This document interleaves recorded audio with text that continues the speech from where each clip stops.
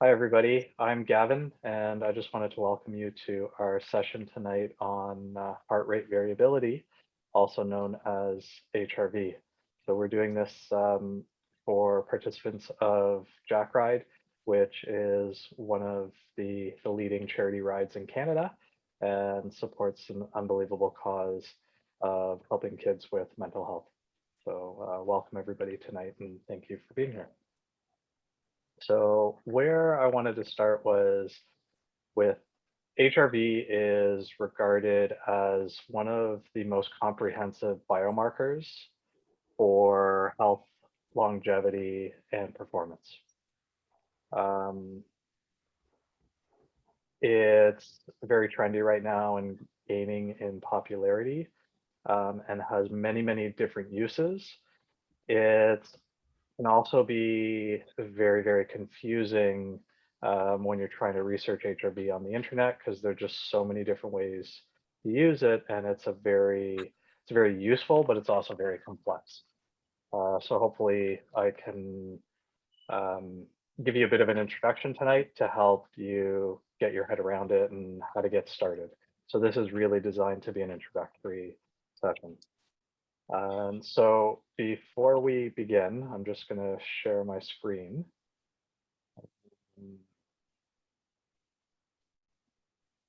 with you. And what I wanted to start with is because I am talking about some health information here, and a quick disclaimer that I'm not giving medical advice.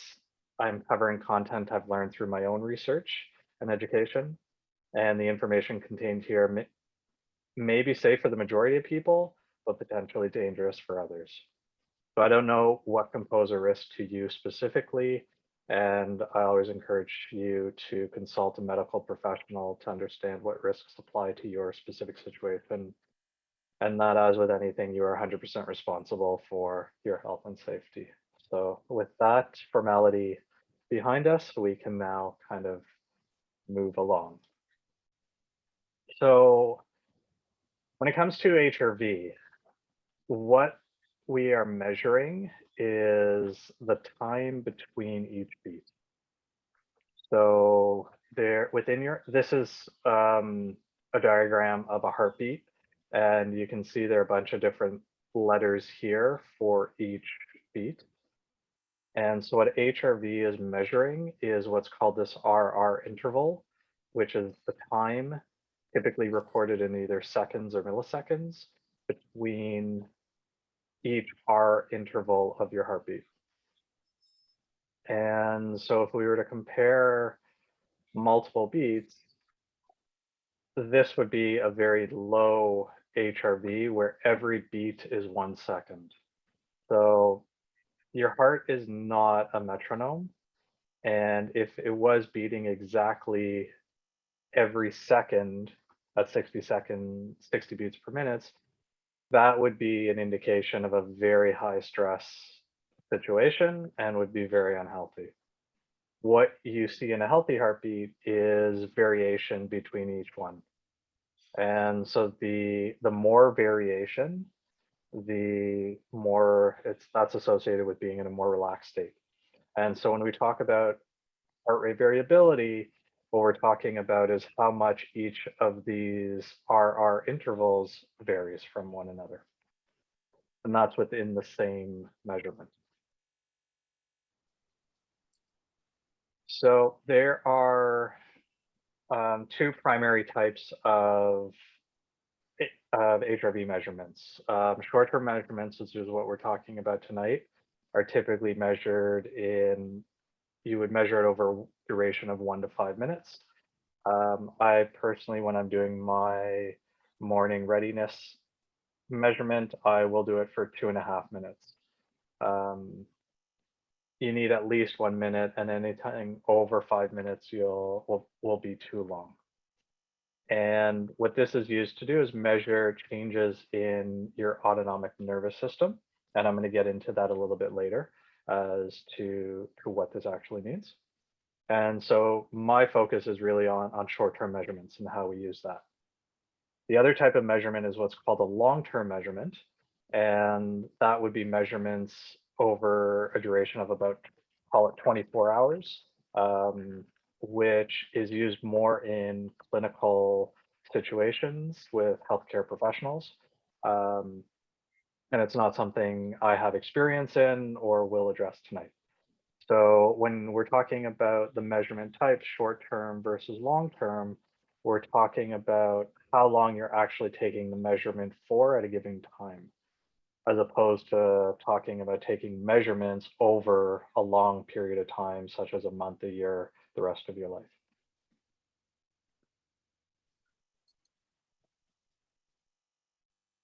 So what are we actually measuring here?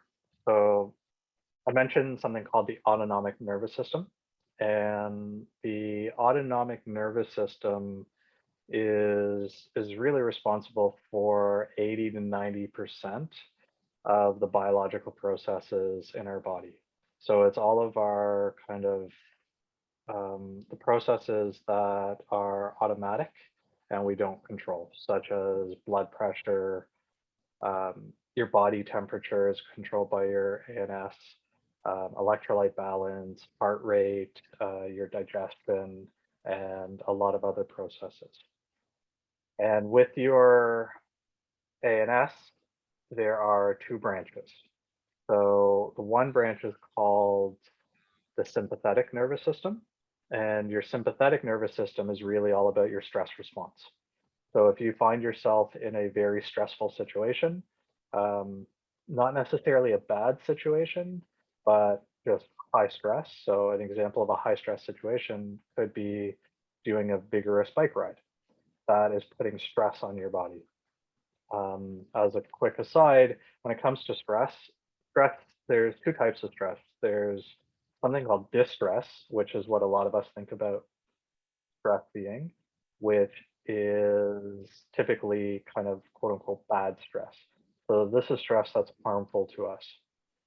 Eustress is the term for stress that's positive for us. So physical activity is a high stress situation, but at the same time, it is also very healthy stress and it's good for us and we need that stress. So your sympathetic nervous system is your stress response. Your parasympathetic nervous system, which is the second branch of your ANS, is your relaxation system. So this is, for example, digestion.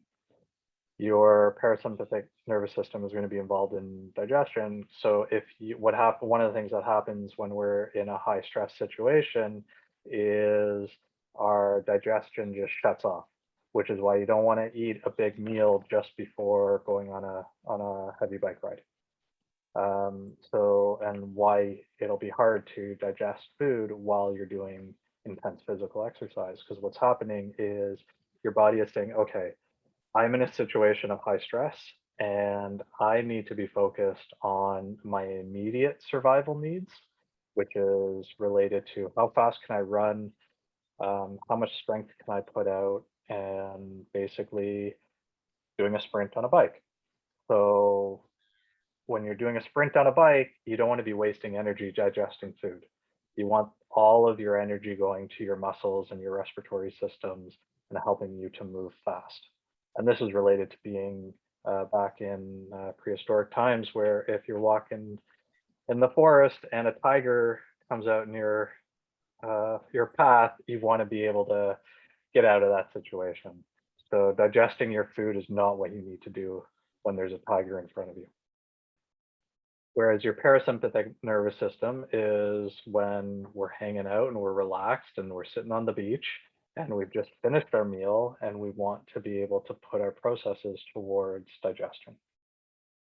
So that is a very brief explanation of your autonomic nervous system. So we've got the stress and the relaxation side. With HRV, and the reason why this works as a measurement tool is what we're actually measuring is something called a vagus nerve. So a vagus nerve runs from your brainstem all the way through your abdomen and down to the bottom of your abdomen. And this is basically touching all of the systems throughout your body. And what we know is from scientific research is that when a vagus nerve is active, your heart rate variability increases. And it's your vagus nerve that is really controlling, when it's active, it's controlling your relaxation response. So we know that if there is a high variability within our heart rate, then our vagus nerve is active and we're in a more relaxed state. If we're in a stressful state, our vagus nerve is going to be something called as vagal tone will be reduced. And that means that we're going to be in a stress state and heart rate variability is lower. So with our vagus nerve, its primary function is basically to report back to your brain what's going on in your body. So your lungs, your heart, your stomach, your liver, your kidneys, it's all of your vital processes. It's also involved in speech, eye contact, facial recognition, or facial expressions, and even your ability to tone into people's voices, which is why when you're in a relaxed state, you are actually smarter. Smarter in terms of um,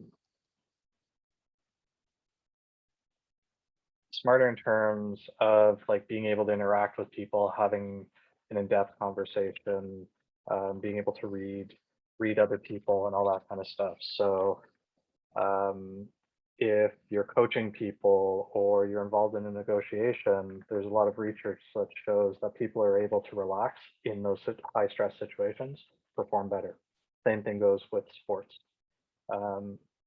You're doing something like jack ride and you're able to relax into a hard climb, you're going to perform better than if you're quote unquote freaking out, or feeling the stress of this, interpreting the stress in a negative way.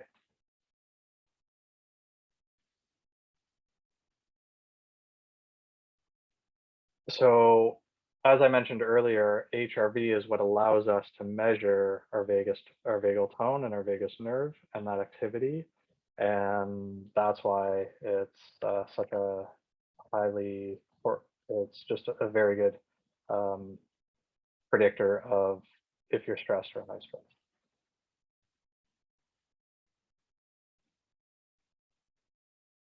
Can you guys hear me okay still? So just to recap, when you have a low HRV measurement, that's an indication of a state of stress. When you have a high HRV measurement, that's an indication of a state of relaxation. So the next topic that I kind of want to move into is HRV and health. And your health status plays a very high role in heart rate variability. Typically, people who are healthy have a higher HRV. This is obviously there's a lot of changes in HRV scores based on your age, your gender, and lots of other factors, which I'll get into later. But HRV has been shown to correlate very highly with cardiovascular disease, life expectancy, inflammation in your body, type 2 diabetes, cancer, and other diseases.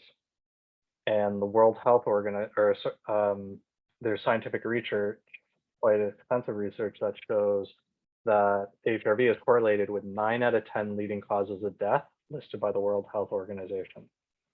The only cause of death that it's not correlated with is car crashes. So there's a lot of research showing that HRV is a very good predictor of our health and well-being. Now we can start talking about fitness, which is fun part, at least for me, of all this stuff. So if you think about when we're training for something and we're trying to improve our physical fitness, there are a number of phases our body goes through. First step is that we want to stress our body. So either we're stressing in like a muscle as far as strength, but we can also be stressing our body in terms of endurance. So this could be cardiovascular endurance or even muscular endurance. So we do the activity and we create the stress, but in order to actually get stronger and improve our performance, our body needs to recover. And it's through the recovery phase, the relaxation phase, that our body adapts. And it's the adaptation process which makes us stronger. And when we do this repeatedly, we start to increase our baseline. So typically speaking, higher HRV scores are associated with higher fitness.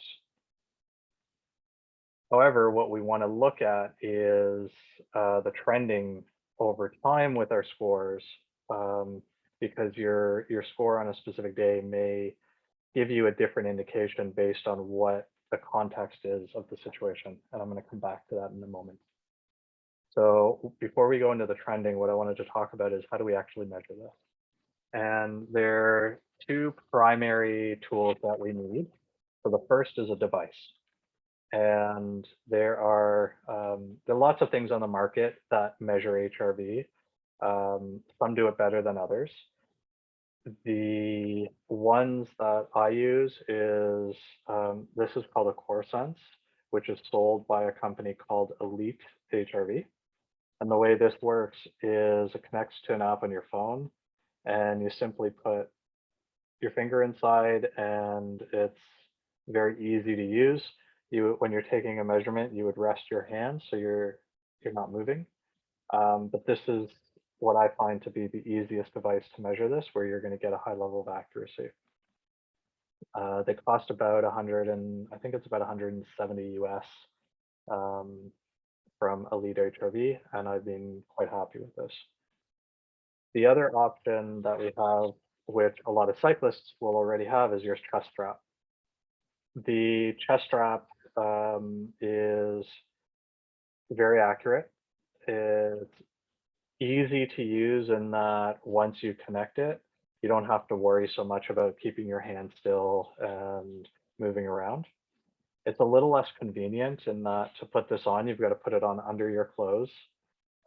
You've also got to wet the back.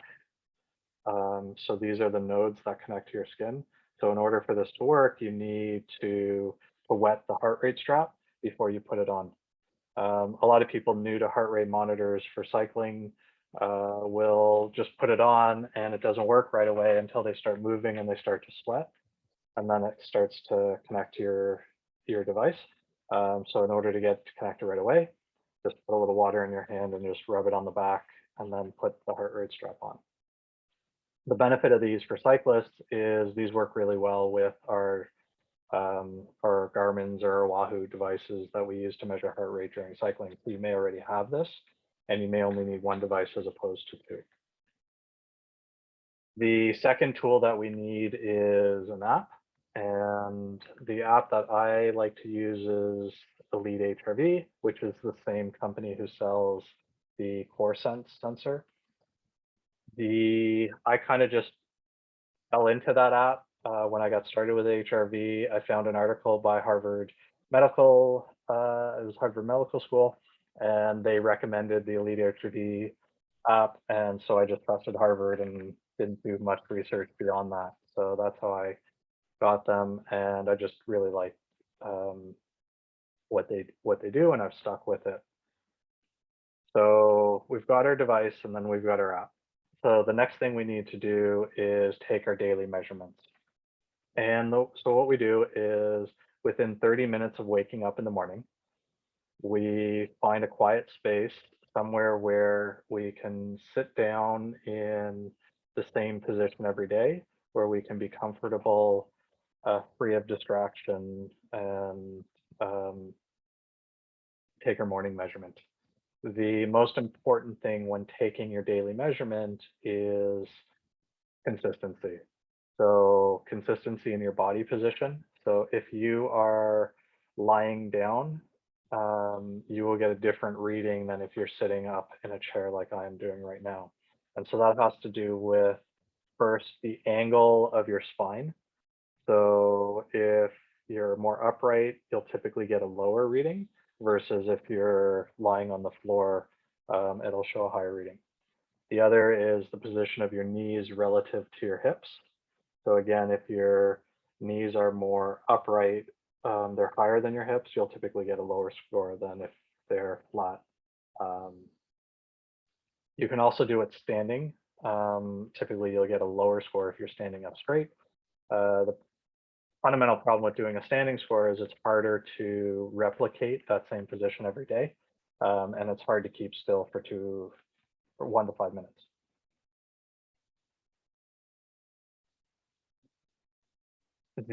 So we're going to do it within 30 minutes of waking, and we're going to take the same position every day. So the reason why we want to do it so close to waking up is because this is our morning readiness score, which is, we want to take it in our most relaxed state. So if we've started reading email, you've opened up your email and you've got a stressful email from a client or a colleague or anything that kind of causes that stress response, that's going to have an effect on your score. Also moving around and everything. So typically within 30 minutes of waking is the best. The other reason for using the same position every day, again, is consistency here. And we want to be measuring the same thing every day because we're going to be comparing the trend over a period of time. And it's that trend which is actually going to be most important with HRV. So the next step is we're going to connect our HRV monitor to our device, and then we're going to take our reading. And like I said earlier, I take my readings for 2.5 minutes, but anything between 1 and 5 is considered appropriate for short-term readings. So now we can start talking about trends. And it's really trends of HRV over time, which is going to give us the most useful information. So when you're looking at your trend, you want to take into context what you actually are measuring and the context of your situation. So for example, we could use HRV to measure the effectiveness of a stress relief program, or a stress reduction program. So the theory here is that if you're doing something like, let's say you start a new meditation routine, and that's the only thing you change, and you would be likely to see over time your HRV scores start to increase for your morning readiness score. And the reason for that is, like we said, higher scores are related with more relaxation.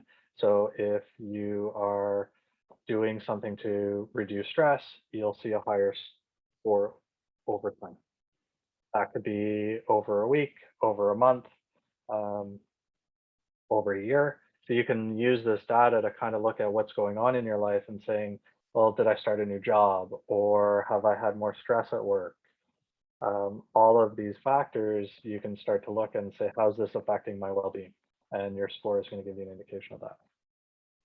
The other way you can look at the trend is if you're doing a new fitness routine. So if you're increasing the amount of fitness, or like the amount of exercise you're doing, what you would expect to see is a drop in your morning scores.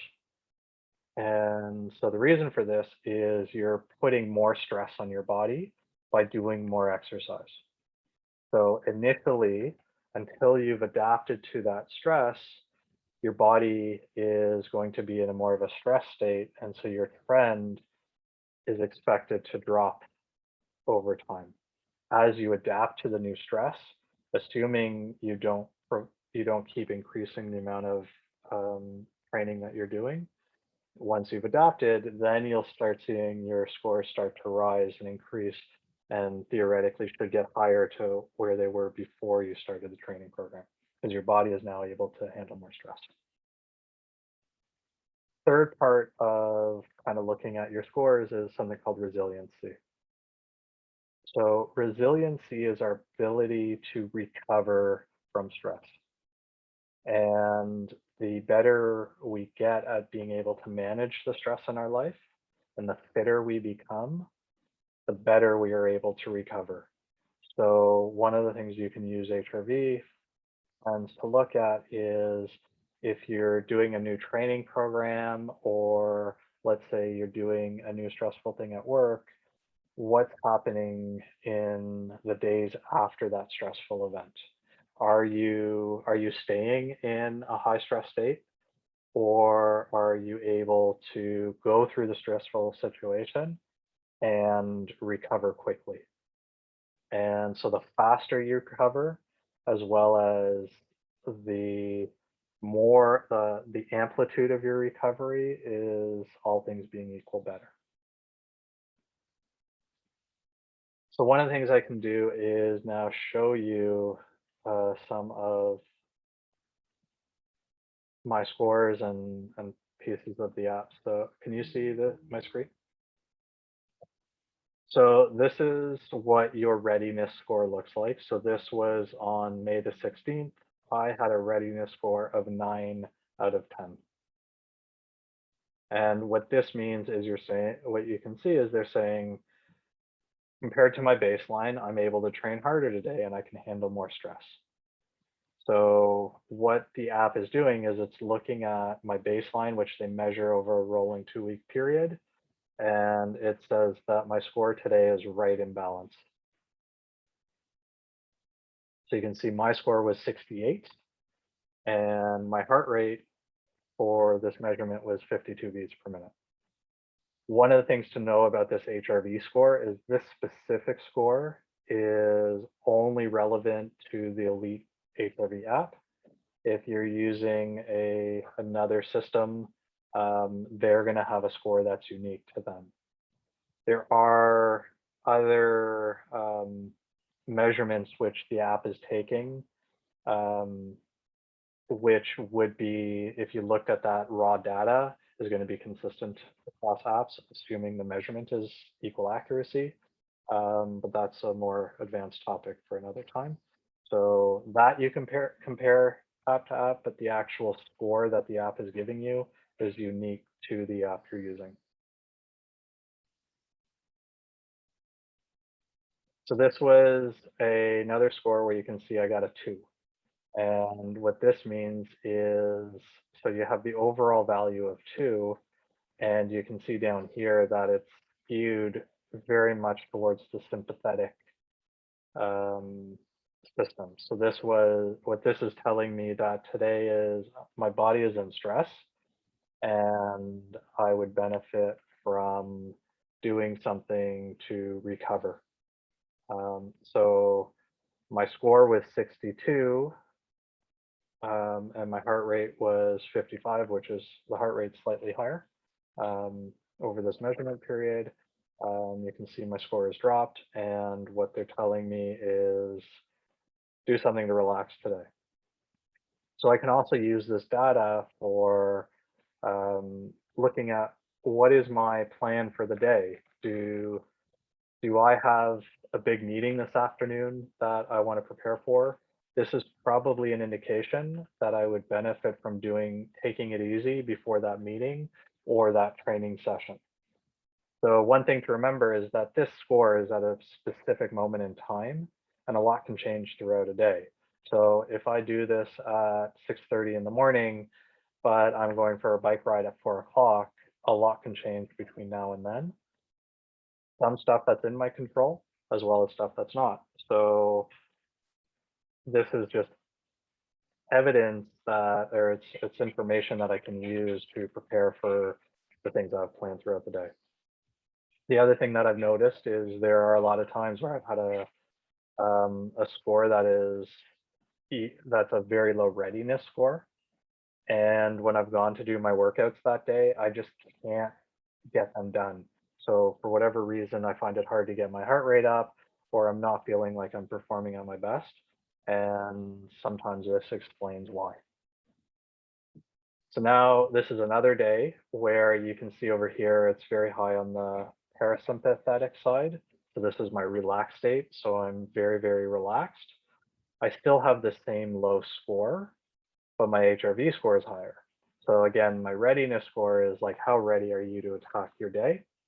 and you'll notice that my heart rate is 53.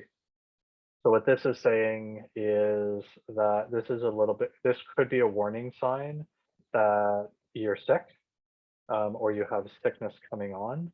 And the reason for this is that if your body has an infection or is trying to recover from something, your body is naturally going to try to put you into a relaxed state to help you recover. And so this could be a sign that this can also be a sign that something's going on. It could also be something like maybe I did a really hard ride a few days ago. I was in that stress situation and now my body's trying to recover. So that's why sometimes like really high scores is not necessarily a good sign for your ability to go out and perform. And it's really looking at this in the context of what's going on over the course of your life. This is a snapshot of the trend screen in the Elite HRV app. So in the app itself, you can choose like 1 week, 2 weeks, 1 month, 1 year, and look at a bunch of your data, how it's trending. And so what you'll see here is my HRV is fluctuating day to day. And typically about 2 days a week, I'm having lower scores. And so the trend data is actually really cool that you can look at. This is the trend for something called coefficient of variation. So what this is measuring is how different are my scores from day to day. And you'll see that this is fluctuating over time. So over here, I was getting scores that were very different Monday, Tuesday, Wednesday, and Thursday and Friday. So one day it was low, one day it was high, and I was kind of bouncing all over the place. Versus over here, when I'm at a 2, I'm getting a very consistent score. One of the reasons you'll see these high fluctuations is if you're introducing a new type of stress or an increased level of stress. So here, I might have been going into the store more frequently with COVID, where I'd been working from home for a long period of time, and then I've gone into the store. It's COVID, and obviously I'm a little concerned about making sure everybody is coming to our store safe. I'm also concerned about my safety, and that's going to be a higher stress situation than being able to work from home. Conversely, if all of a sudden they close schools and now your kids are working from home, taking school at home, you're working from home, you're trying to balance all that, that is a new type of stress in your life. It's quite likely that you'll see higher fluctuation in your scores as you're adapting to that situation. So your coefficient of variation is a pretty useful number as well.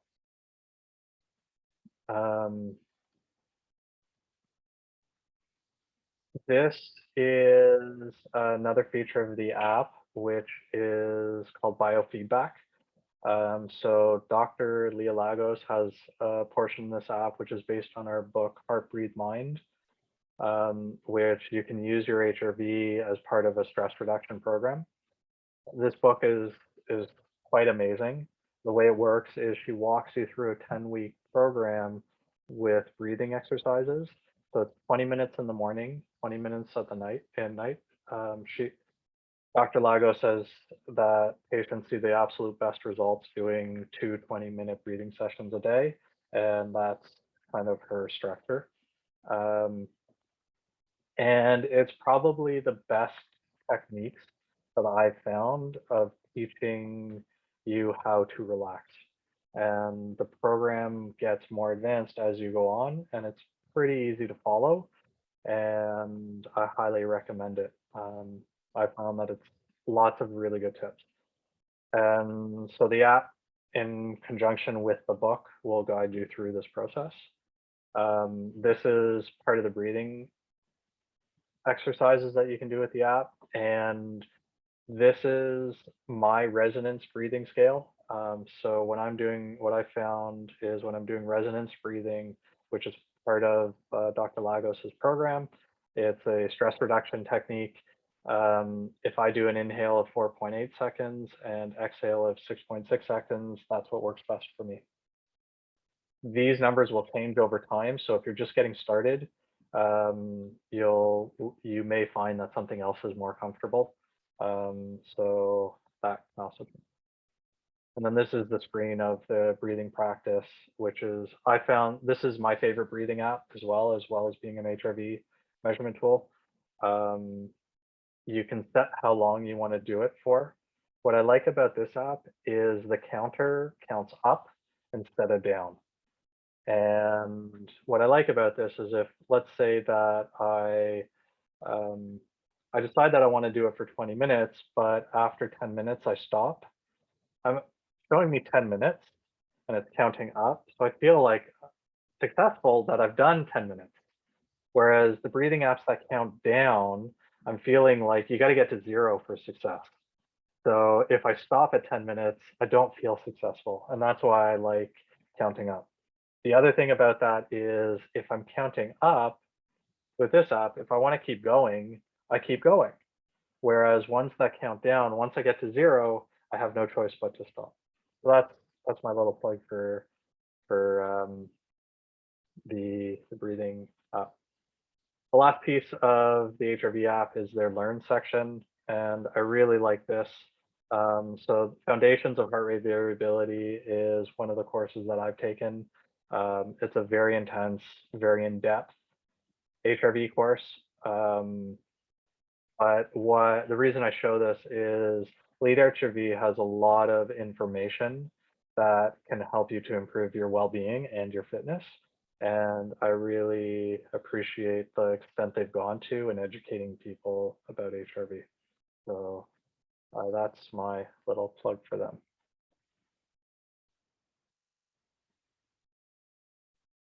So kind of next steps. We've gone through a lot of information. I hope that I hope I've been clear and you found this to answer more questions than I've created. It's a very complex topic. And again, there's so many different ways you can use this. If you are interested in measuring HRV and you want help on how to get started, please reach out to me.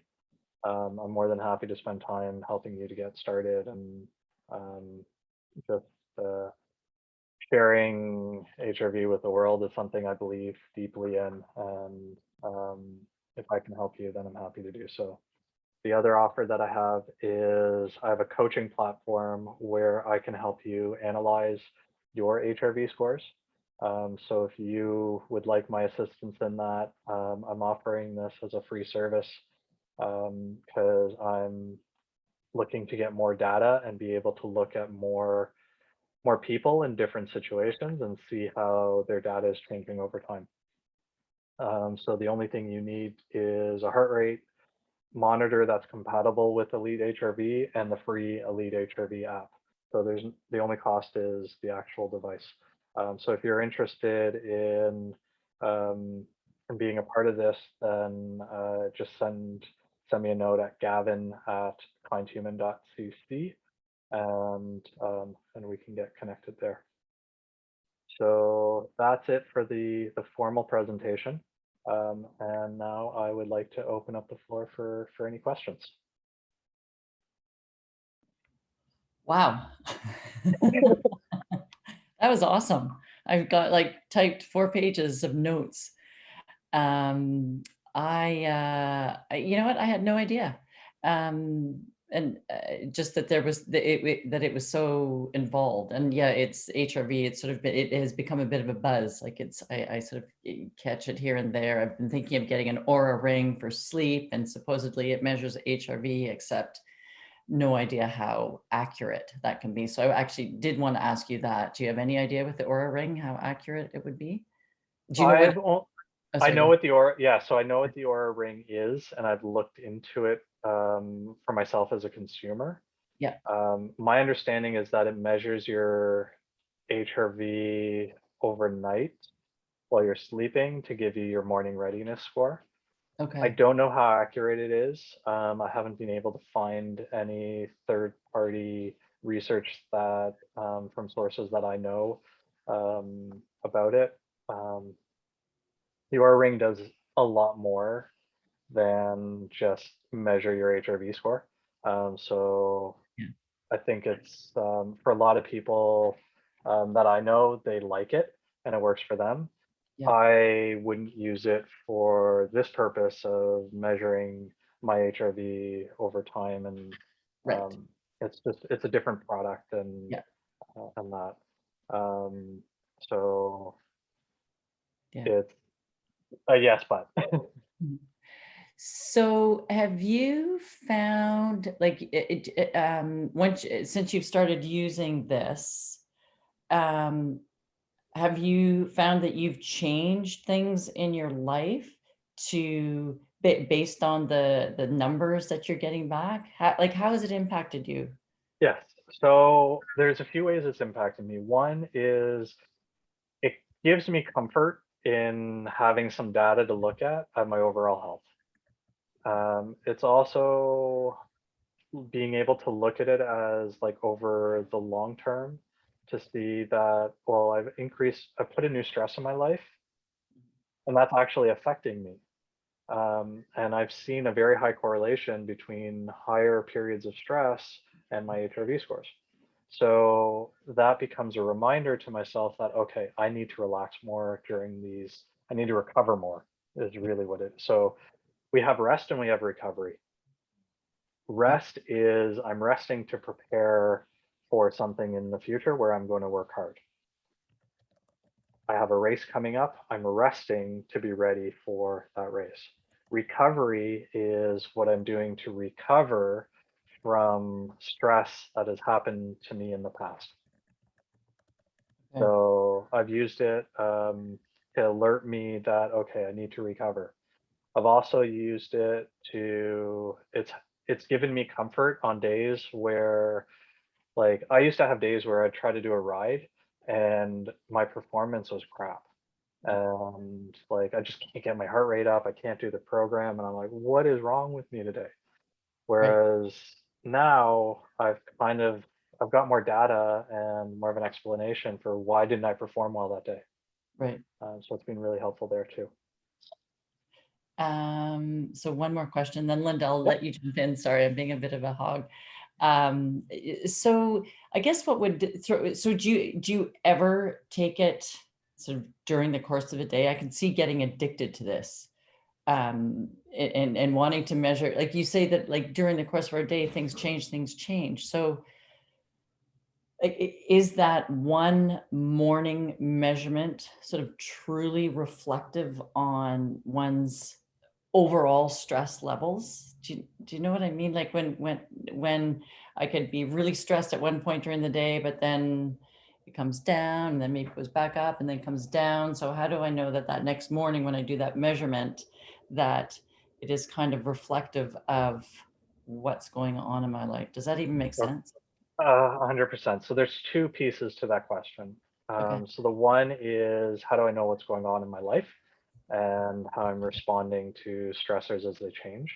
So the reason we do the readings every morning is because we're trying to get that baseline of our most relaxed state. Okay. So if you are putting a lot of stressors on your life, and so let's say you have a heavy training program or a heavy workload, and you still have a high score every morning in your relaxed state, that's showing you that in the morning I'm very relaxed. Your body is doing a good job of recovering from those stressors. Okay. So that's going to tell you how, like on a macro scale. On a micro scale, you can absolutely use this during the day.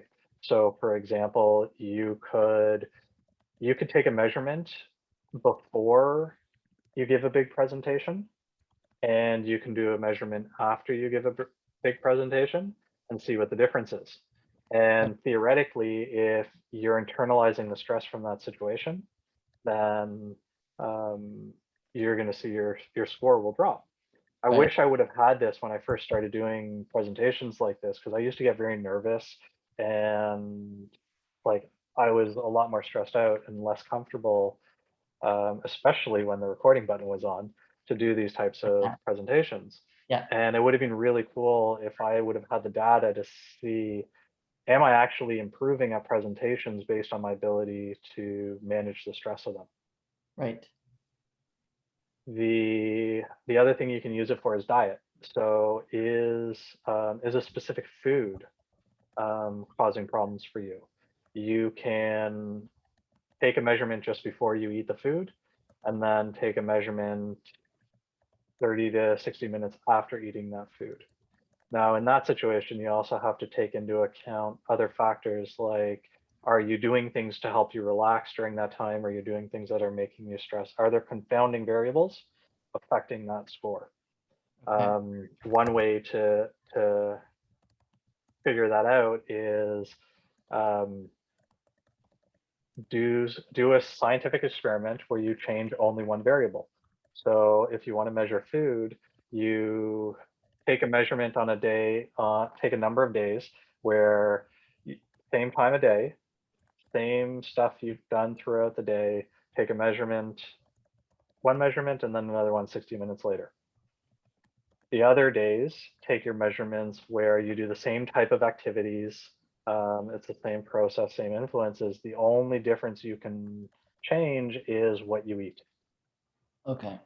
So that's how you do it. So anything related to kind of inflammation, stress, you can do like your before and after, and you can take a micro reading, which is going to tell you how is that specific variable impacting your stress and your ability to recover from it. Right. Okay. Awesome. Thank you. You're welcome. Yeah, no, that's really great. Sorry, Linda, you go. No need to be sorry, because you're the one, Jillian's a lot more advanced with regards to her training and her fitness level than myself. I didn't even know what HPV was. HPV? Yeah. That's something very, very different. HRV. HRV. HRV. Yeah. And I had no idea what it was. So that's where I have an Apple Watch, and I was so wondering, because these watches can do so many things, and I wasn't sure at all if that was something that can be measured on that. But obviously it sounds like this is a lot more advanced than what I can do with my Apple Watch. So what I can say about the Apple Watch is Elite HRV does not, that the Apple Watch is not compatible with their app.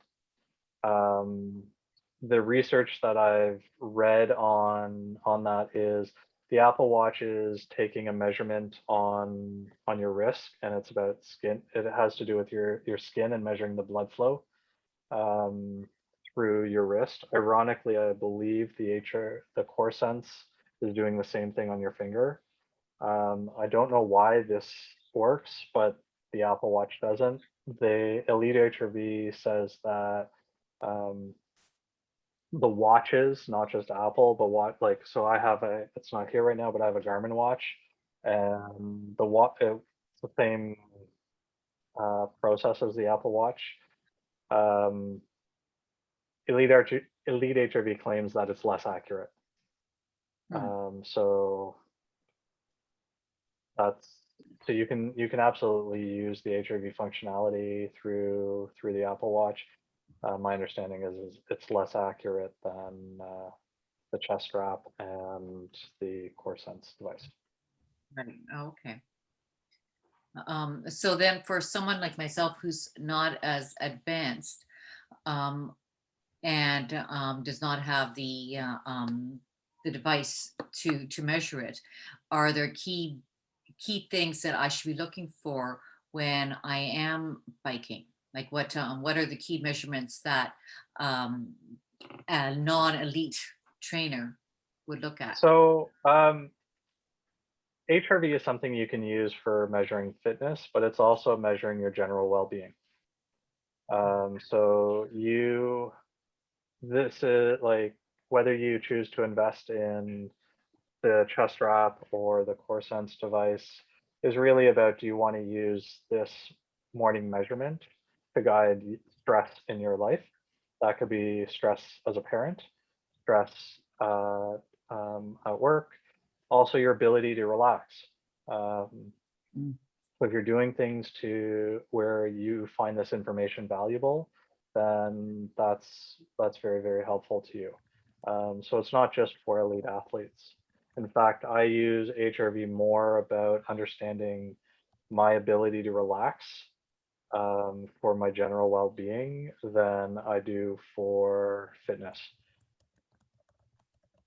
Okay, interesting. Yeah.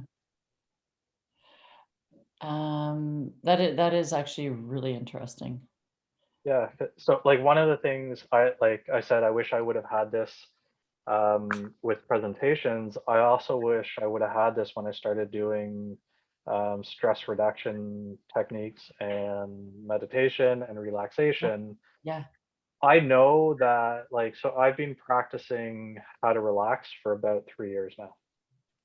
It turns out it's really hard. And when I first started this, I didn't know if I was getting better at it or not. Now when I was reading Dr. Lagos's book, I didn't see any changes in my HRV scores. I implemented a lot of her techniques, but a lot of those techniques were fairly easy for me, and they were very similar to techniques I've done before. So this would have been very helpful to me as a guiding for my practice to see what techniques actually work for me. Unfortunately, I don't have that data because I'm now at a state where I've fortunately learned how to relax quite well. Which, as you're saying, is very difficult to do. Yeah. Yeah. So Gavin, you echo exactly where I am at, because for the last 3 years I've incorporated meditation and breathing. So I do breath work every morning, and not 20 minutes in the morning and 20 minutes at night. No, that's a long time, but it would be, and I don't know if it's, I don't know how much of an impact it has had ultimately on my life, because I am totally type A, and yeah, and I don't ever sit down. So that my morning routine is the only time that I actually just like embrace both the breathing and the meditation. So it would be really interesting. But I think you've convinced me. I do have a quick question. So the strap, does it matter which? I haven't worn a strap in years. A heart monitor. Does it matter? But I've been thinking about getting one. Again, does it matter which, like, are they all compatible with? So Elite HRV has no, they have a list on their website what's compatible with their app. Okay. The one they list the most is Polar, Okay. and I don't know if that's because they found Polar to be better, or that's just what they've used to do all their testing. Okay. I use the Garmin Heart Strap, so I have a dual band which works for both Bluetooth and ANT+. Okay. So one of the things you want to think about is where do you want to use the strap? My Garmin works with ANT, like most cycling devices are ANT+. So that's better for your Garmin. But if you, depending on what phone you have, ANT+ may not work with your phone, and then you want the Bluetooth one. So Garmin has a dual band. I've personally used it, and I found good results with the Elite HRV app with the Garmin dual band strap. This is what we sell at KindHuman, mostly because we sell Garmin products. Right. So any of the ones recommended on the app, I would be comfortable with. Okay. How much is that one? How much are they? They're about, I think, $120, Okay. somewhere in Right. that range. They're less expensive than this device. And that, but definitely handier. Although. Yeah, if when I started my HRV practice, I used the strap because that's all I had. Had it. Yeah. It works really well. Okay. I kind of felt a bit of friction of having to I didn't want to put this on first thing in the morning. And then with cold, wet water. I hated Exactly. The trick that I do with the water is I run warm water that. Okay. that I put on there, and that helps a little bit. But I did find every morning to create the habit, there was more friction with this. I get more value out of this as I use it with my bike. Yeah. Okay. So I have both, and with this I find a lot easier. I have it in my spot. I have a morning spot that I go to every day. Sometime like this morning, my daughter got up at the same time as me, and she was there, and because it's a really good spot in the house, and she stole it, but I keep it in the same spot every day. Yeah. So that way it's part of my morning routine, like brushing my teeth. Yeah. Thank you. Wow, a whole new world has just opened up. You're very, very welcome. Yeah. Any questions you have through the process of getting started with this? Yeah, I might take you up on that coaching, that little coaching thing you're talking about. Please, yeah. Yeah. Okay. So again, so if you want to get, we have the Garmin straps in stock right now. Okay. You can order it from kindhuman.cc. We have free in-store pickup, or we can ship it to you. Okay. So whatever you need. Thank you. Thank you. You're very welcome. Yeah. Lynn, I've got to go. Linda, great seeing you. Yes. And have a good ride next week. And Gavin, thank you. That was saying I've never even heard of this before, so it's a little bit beyond my knowledge base, but all good, because it's saying it's all good to know all this stuff. So thank you so much, Gavin. Very much appreciate it. And Jill, good seeing you. Yeah. Thanks, Gavin. My absolute pleasure. Bye now. Bye, you guys.